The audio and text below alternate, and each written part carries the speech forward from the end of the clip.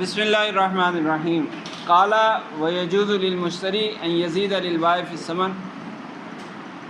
اس کے حوالے سے میں نے آپ کو قاعدہ بتایا تھا کہ حقدار اپنے حق میں کمی کر سکتا ہے اور ذی فرض اپنے فرض میں اضافہ کر سکتا ہے۔ تو فرماتے ہیں کہ مشتری کے لیے یہ جائز ہے کہ وہ بائع کو ثمن کی ادائیگی کرتے ہوئے ثمن میں اضافہ کر دے۔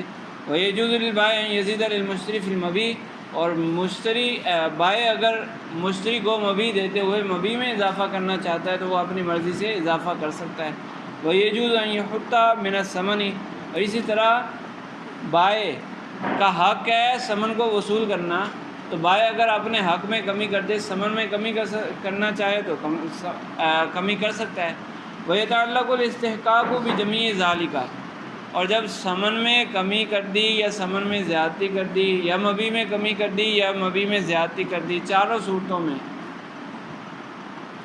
صورتوں میں اب استحقاق کا تعلق کل سے ہوگا۔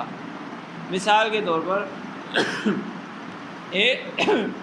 ایک چیز خریدی تھی 1000 روپے کی، مشتری نے مبیع پر قبضہ کر لیا، 1000 روپے میں ایجاب و قبول ہوا تھا، چیز پر قبضہ کیا، اس کو بڑی پسند آئی، اس نے کہا یہ تو بہت اچھی چیز ہے، میں تمہیں 1100 دوں گا، ٹھیک ہے۔ اب کچھ ٹائم بعد یعنی ثمن ابھی ادا نہیں کیا، کچھ ٹائم بعد بائع تقاضا کرتا ہے کہ بھائی وہ ثمن تو ادا کرو، تو وہ 1000 روپے پکڑا دے، تو 1000 سے جان نہیں چھوٹے گی، 1100 ہی دینے پڑیں گے۔ بائع تقاضا کر سکتا ہے 1100 کا، یعنی اب یہ لازم ہو گئے، استحقاق کا تعلق سب سے ہوگا۔ یا بائع نے کہہ دیا تھا کہ جو مبیع میں ادا کروں گا میں اس میں، یعنی ایجاب و قبول کے بعد اس نے کہہ دیا کہ میں اتنا تمہیں ساتھ اضافہ دوں گا، اتنا میں تمہیں اضافہ دے دوں گا۔ اب جب مبیع دینے کی باری آئی، مبیع اور ثمن کے تسلم کی باری آئی، تو وہ تھوڑا مبیع دے کر اصل جو عقد میں ذکر ہوا تھا وہ دے کر پیسوں کا تقاضا کرتا ہے۔ تو یہ مسئلہ ہم نے پڑھا تھا کہ وہ روکا جا سکتا ہے نا، پیسوں کو تب تک روکا جا سکتا ہے جب تک پورا مبیع نہ لے، اس طرح کی بات پیچھے ہوئی تھی۔ تو بہرحال وہ مشتری کہہ سکتا ہے کہ تم مجھے پورا مبیع دو گے تو میں تمہیں پیسے دوں گا، اس طرح فرق کیا جا سکتا ہے۔ تو جو بھی اس طرح کے مسائل گزرے ہیں نا، تو استحقاق کا مطلب اب گویا کہ اصل مبیع وہی بن گیا، گویا کہ اصل ثمن وہی بن گیا، کمی زیادتی دونوں صورتوں میں اصل مبیع اصل ثمن گویا کہ وہی بن گیا۔ جو ایجاب و قبول میں ذکر ہوا تھا وہ اب مبیع ثمن نہیں رہے گا، ٹھیک ہے۔ تو فرماتے فزیادت والحد یلتحقان باصل العقد عندنا، ہمارے نزدیک زیادتی اور کمی دونوں ہی اصل عقد سے ملحق ہو جاتی ہیں، یعنی اب مبیع اور ثمن وہی بن گیا۔ وعند ظفر والشافعی رحمہم اللہ لا یصحان علی اعتبار الالتحاق کی، وہ فرماتے ہیں کہ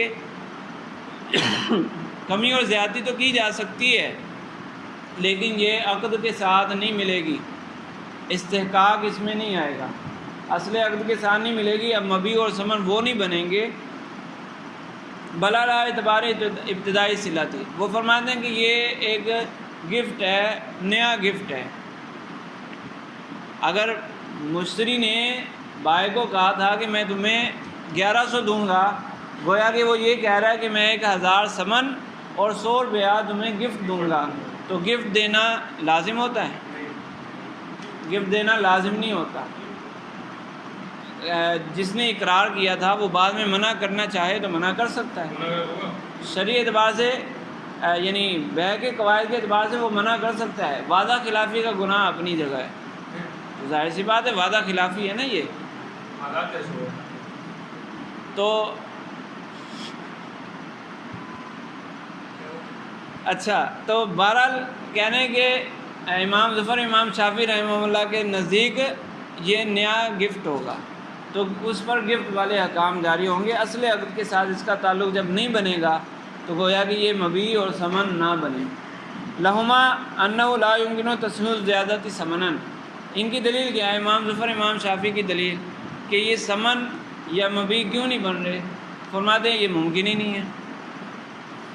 کیسے ممکن نہیں ہے؟ کہنے کے جیسے میں نے اگر کسی شخص سے یہ چیز 1000 روپے میں خرید لی، ایجاب و قبول ہو گیا نا، ایجاب و قبول ہو گیا، یہ چیز ایجاب و قبول کرتے ہی مشتری مبیع کا مالک بن جاتا ہے، تو میں اس چیز کا مالک بن گیا۔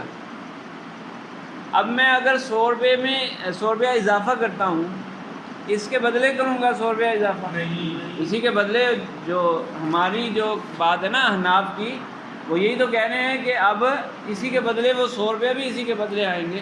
تو امام ظفر امام شافعی فرماتے ہیں کہ بھائی یہ تو اپنا، یہ اسی کی ملکیت ہے، یہ مبیع جو ہے اسی کی ملکیت میں آ چکی ہے، اب اسی کے بدلے میں یہ مزید پیسے دے رہا ہے، اپنی ملکیت کو اپنی ملکیت کے بدلے میں حاصل کر رہا ہے، یہ چیز مبیع اس کی ملکیت میں آ چکی ہے۔ اب 100 روپے اگر ثمن میں شامل کریں تو 100 کے بدلے میں بھی اس نے حاصل کیا نا اس کو، تو 100 روپیہ بھی اس کی ملکیت، یہ مبیع بھی اس کی ملکیت، اپنی ملکیت کو اپنی ملکیت کے بدلے میں حاصل کرنا، تو یہ کون سا طریقہ ہے؟ یہ قبول کے بعد کی بات ہو رہی ہے، ایجاب و قبول کے بعد، پہلے تو وہ تو پھر نیا ایجاب و قبول ہو جاتا ہے نا، بیع عام نہیں ہے تو پھر وہ نیا ایجاب و قبول ہو جاتا ہے، یہ ایجاب و قبول کے بعد کی بات ہو رہی ہے۔ فرماتے لِأَنَّهُ يَصِيرُ مِلْكُهُ عِوَضَ مِلْكِهِ، کیونکہ یہ اس کی ملکیت اسی کی ملکیت کے بدلے میں ہو جائے گی، جو 100 روپیہ ہے اس کی ملکیت ہے، وہ کس کے بدلے میں جائے گا؟ اسی مبیع کے بدلے میں جائے گا نا، اور مبیع کیا ہے؟ مبیع بھی اسی کی ملکیت میں آئی ہوئی ہے، تو اسی کی ملکیت کے بدلے میں جائے گی، ایسا کیسے ہوتا ہے؟ بیع تو نام ہے مبادلہ مال بالمال کا، تو وہاں ایک کا مال اور دوسرے کا مال، دونوں طرف مال ہوتا ہے نا، یعنی دونوں کے مالک جدا جدا ہوتے ہیں، یہ تھوڑی ہے کہ اپنی چیز اپنے مال سے خرید لی جائے، یہ تو ایسے ہی ہو گیا، ایک جیب سے نکال کے دوسری جیب میں ڈال لینا۔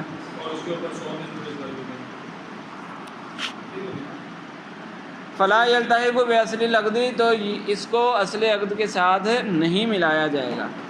وکذالک الحط، اسی طرح کمی کرنا بھی درست نہیں ہے۔ کمی کرنا کیسے درست نہیں ہے؟ لأن کل الثمن صار مقابلا بکل المبیع، فرماتے ہیں کہ اب اسی مثال کو الٹا کر لیں کہ میں نے یہ چیز بیچی 1000 کے بدلے میں، یہ چیز 1000 کے بدلے میں بیچی، اب یہ تو میری ملکیت سے نکل گیا اور میں مستحق ہوں 1000 کا، گویا کہ میں اس کا مالک ہوں ایک طرح سے، ابھی تعین تو نہیں ہوئی لیکن 1000 کا مالک تو میں بن گیا نا، ریسیویبل ہے میرے لیے، وہ ریسیویبل ہے نا، تو میں مالک ہوں اس کا، تو اس کو میں کیسے نکالوں، کس کے بدلے نکالوں گا؟ کمی کروں گا، بائع ثمن میں کمی کر سکتا ہے نا، وہ کمی کرے گا تو کیا کرے گا؟ اپنی ملکیت کو اب نکال کے کیا مطلب، وہ مبیع کے مقابلے میں بننے کی کوئی صلاحیت نہیں رکھتی۔ فرماتے لأن کل الثمن صار مقابلا بکل المبیع، جو پورا ثمن تھا 1000 روپیہ وہ اس مبیع کے بدلے میں آ چکا تھا۔ فلا يمكن اخراجہ، جب 1000 اس کے بدلے میں آ چکا تو گویا کہ اس کے 1000 اجزاء ہو گئے، ہر جز کے بدلے میں 1 روپیہ آ گیا، اب میں 100 روپے معاف کر دوں تو اس 100 کے بدلے جو 100 اجزاء اس مبیع کے تھے وہ کہاں جائیں گے؟ وہ بلا بدل رہیں گے، پھر وہ تو اس کا تو کوئی بدل نہیں بنا، تو پھر اس میں بیع نہیں ہوئی، تو فصار برًا مبتدأ، لہذا یہ ابتدائی گفٹ ہوگا، گفٹ کی ابتدا ہوگی۔ ولنا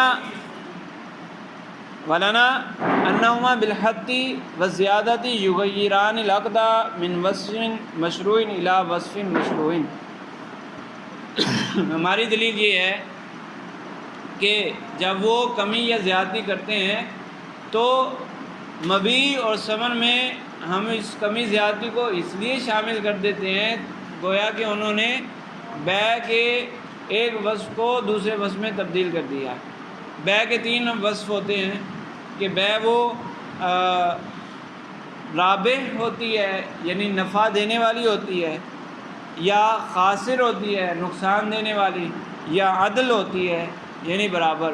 بیچنے والا جب کوئی چیز بیچتا ہے یا تو نفع رکھ کے بیچتا ہے، یا نقصان برداشت کر کے بیچتا ہے، یا برابر برابر بیچتا ہے۔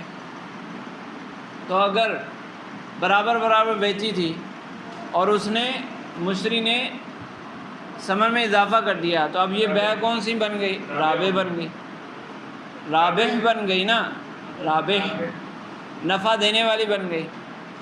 خاسر تھی عدل بن جائے گی، رابح تھی تو عدل تھی تو رابح بن جائے گی۔ اچھا اب کہہ رہے ہیں کہ جو بیع ہے، بائع اور مشتری بیع کو بالکلیہ ختم کرنے کا حق رکھتے ہیں یا نہیں؟ بیع کو بالکل باہمی رضامندی سے بیع کو بالکلیہ تو ختم کر سکتے ہیں نا، اکالہ بیع تم بھی مانتے ہو، اکالہ بیع۔ تو جب بالکلیہ بیع کو ختم کرنا ان دونوں کے اختیار میں ہے تو بیع کو باقی رکھتے ہوئے اس کے وصف میں تبدیلی کرنا یہ تو آسان بات ہے۔ بالکلیہ بیع کو ختم کرنا یہ بڑی بات ہے، اس بڑی بات کو مان رہے ہو، اور ایک وصف میں تبدیلی یہ تم نہیں مان رہے، تو وصف میں تبدیلی ہو سکتی ہے۔